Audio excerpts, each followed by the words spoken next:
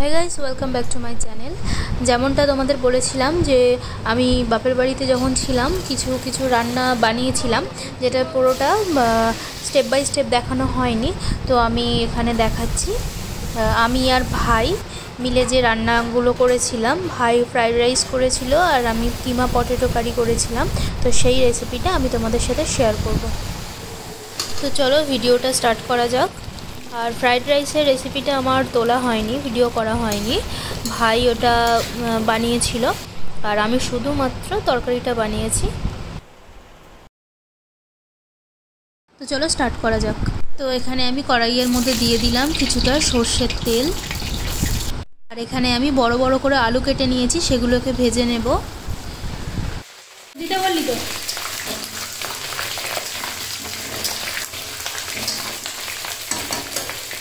আলুগুলো লাল লাল করে ভাজা হয়ে গেছে, এবার আমি তুলে নেব। আর ওই তেলের মধ্যেই দিয়ে দেবো গোটা গরম মশলা, তেজপাতা আর শুকনো লঙ্কা।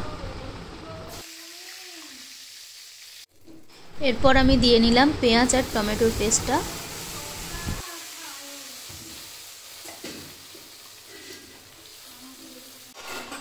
এদিকে চিকেন কিমা করা আছে, কিছুটা বোনলেস আছে, কিছুটা উইথ বোন আছে, কিছুটা ফ্রাইড রাইসে যাবে, কিছুটা কারিতে যাবে। এর মধ্যে দিয়ে দিলাম আমি কিছুটা পরিমাণে চিনি। এরপর আমি দিয়ে নিলাম হলুদ গুঁড়ো, তারপর দিয়ে দিলাম লঙ্কার গুঁড়ো,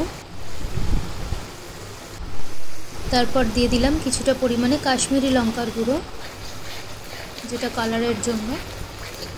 এবার ভালো করে নেড়ে চেড়ে কিছুটা পরিমাণে দিয়ে দিলাম ব্ল্যাক পেপার পাউডার। তো আমি এদিকে কিমাটাকে আলাদা আলাদা করে নিয়েছি, যেটা আমার লাগবে উইথ বোন। তো সেটাকে আমি একটু লেবু মাখিয়ে নিচ্ছি। লেবু মাখিয়ে আমি 10 মিনিট মতো রেখে নিয়েছি, আর ওদিকে মশলাটা কষা হচ্ছে। আর এদিকে আমি দিয়ে দিলাম আদা রসুন ও কাঁচা লঙ্কার পেস্ট।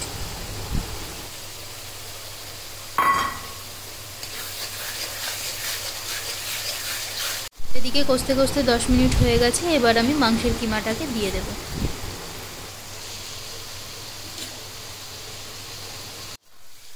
তো এরপর ভালো করে মশলার সাথে নেড়ে চেড়ে নিয়ে তারপর আমি আলুটাকে দিয়ে ভালো করে কষে নেব। দিয়ে দিলাম পরিমাণ মতো লবণ।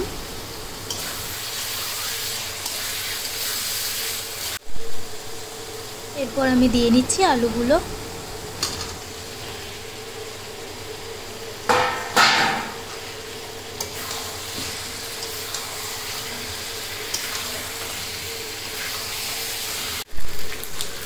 তো এদিকে কষাটা হয়ে গেছে, এরপর আমি পরিমাণ মতো জল দিয়ে দেব। যেহেতু বড় বড় সাইজের আলু আছে, তাই আমি জলটা একটু বেশি দিলাম, যাতে আলুটা ঠিকঠাকভাবে সিদ্ধ হয়ে যায়।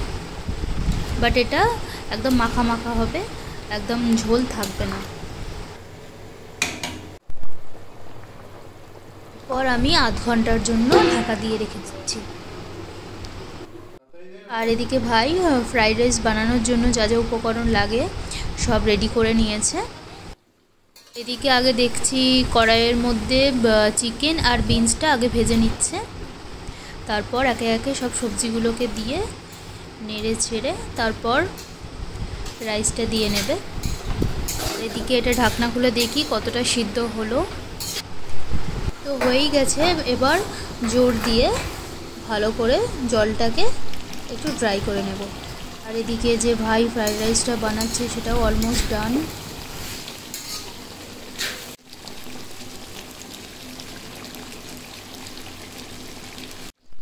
তো চলো, এদিকে আমার কিমা পটেটো কারিটাও রেডি হয়ে গেছে একদম। আর গ্যাস থেকে নামিয়ে একটু স্টে করার পর জলটা আর একটু টেনে নেব, তাহলেই একদম ফাটাফাটি হয়ে যাবে।